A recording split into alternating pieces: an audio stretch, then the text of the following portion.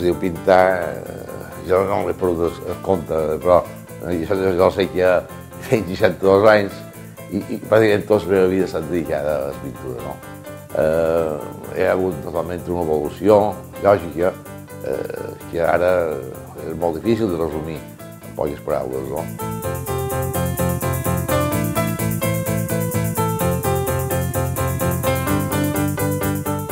Tenc dels llibres que intento explicar un poc de què va el rotllo.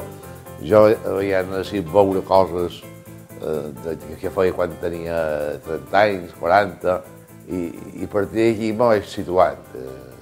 Jo trobo que hi ha algunes de les coses que per jo són més significatives, és que he tingut una formació acadèmica, no? I he estat molts anys preocupat per aplicar aquests coneixements acadèmics, per fer una cosa correcta, per una sèrie de coses.